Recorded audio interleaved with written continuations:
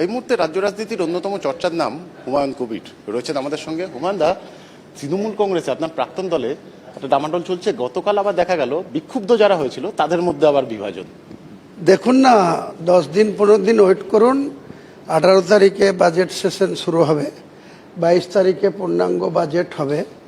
হাউসের ভিতরে কি হয় ওয়েট করুন না। যে পার্টির প্রতীক নিয়ে ফর্ম বি নিয়ে তারা জিতে এসছে, আধ ঘন্টার মধ্যে অনারেবল স্পিকার কি করে তাদের অপোজিশনের স্বীকৃতি দিয়ে দেয়, ঘর দিয়ে দেয়, চেয়ার ডিক্লেয়ার করে দেয়। বিজেপি রয়েছে এর পেছনে? হ্যাঁ, নিশ্চয়, না থাকলে এটা হয়। এবং সাসপেনশন বিধায়ক সে কি করে 58 জনের দলনেতা হয়ে যায়? সে সঙ্গে সঙ্গে তার যাচাই না করে, তাদের পার্টির লেটার হেড না দেখে অনারেবল স্পিকার সাহেব তাকে অপোজিশনে। ওয়েট করুন, অনেক কিছু দেখতে পাওয়া যাবে। হুমায়ুন দা, একটা জিনিস, যদি মমতা বন্দ্যোপাধ্যায় কোনো কেন্দ্র থেকে দাঁড়াতে চান, আপনি সাহায্য করবেন?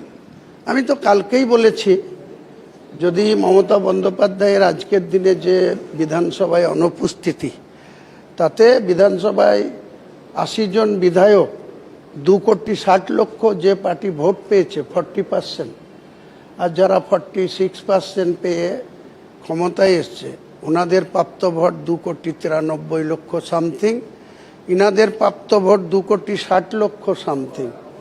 তাহলে মাত্র 33 লাখ ভোটের ব্যবধানে 208 আর 80, ইনাদের অপোজিশনে অনেক গুরুত্বপূর্ণ ভূমিকা পালন করার দরকার। সেক্ষেত্রে তৃণমূলের বিধায়করা, নবনির্বাচিত বিধায়করা যেভাবে সাসপেনশন বিধায়ককে দলনেতা করছে, এটা তো ভারতবর্ষের গণতন্ত্রে নজিরবিহীন ঘটনা। মহারাষ্ট্রের আগে একনাথ শিন্দে তাদের শিবসেনাকে ভেঙে স্বীকৃতি পেয়েছে। শারদ পাওয়ারের পার্টি এনসিপি, তার ভাইপো অজিত পাওয়ার প্রয়াত, সে স্বীকৃতি পেয়েছে। কিন্তু এখানকার এই স্বীকৃতি পাওয়াটা তো খুব তাজ্জব ব্যাপার। এইভাবে কোনো দিন হয় নাকি?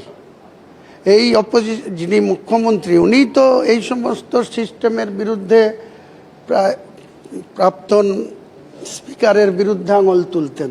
তাহলে আজকে ওনাদের সিলেকশন, নির্বাচিত স্পিকার। মমতা বন্দ্যোপাধ্যায় যদি কোথাও থেকে দাঁড়াতে চান, রেজিনগর হোক, আপনি কি সাহায্য করবেন? আমি বলেছি তো, যদি মমতা বন্দ্যোপাধ্যায় আমাকে নিজের থেকে বলেন যে আমি বিধানসভায় যেতে চাই, তাহলে আমি বলছি নিশ্চিত রূপেই রেজিনগর 70 যে সিট যেটা ভ্যাকেট হয়েছে, আমি ডবল সিটে জেতার জন্য রিজাইন করেছি, সেখানে মমতা বন্দ্যোপাধ্যায় তার প্রতীক নিয়ে লড়াই করবে।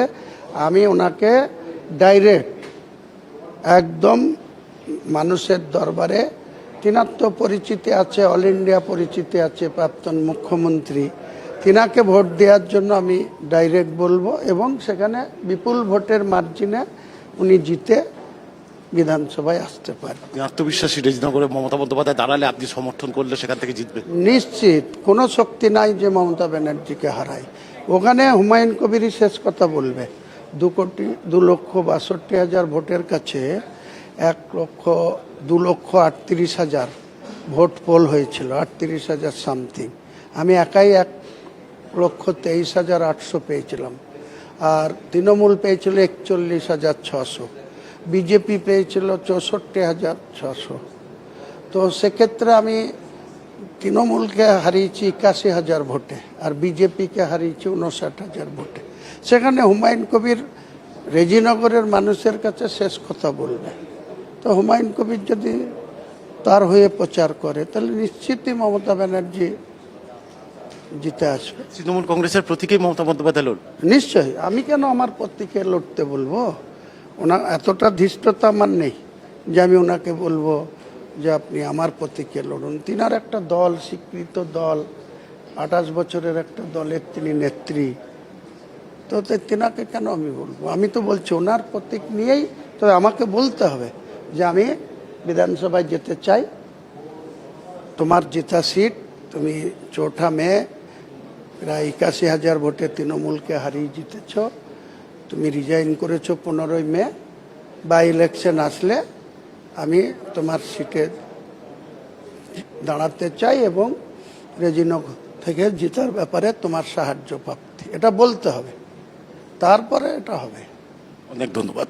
আমরা কথা বললাম হুমায়ুন কবিরের সঙ্গে। অকপট হুমায়ুন কবির তার যেটা বক্তব্য, তাকে যদি মমতা বন্দ্যোপাধ্যায় বলেন তাহলে তিনি সমর্থন করবেন এবং রেজিনগর কেন্দ্র থেকে মমতা বন্দ্যোপাধ্যায়ের হয়ে তিনি প্রার্থী প্রচার করবেন এবং মমতা বন্দ্যোপাধ্যায় এক প্রকার সেখানে নিশ্চিত, এমনটাই আশা হুমায়ুন কবিরের। ক্যামেরায় বরুণ ভান্ডারীর সঙ্গে ত্রয়ন চক্রবর্তী, কেটিভি বাংলা।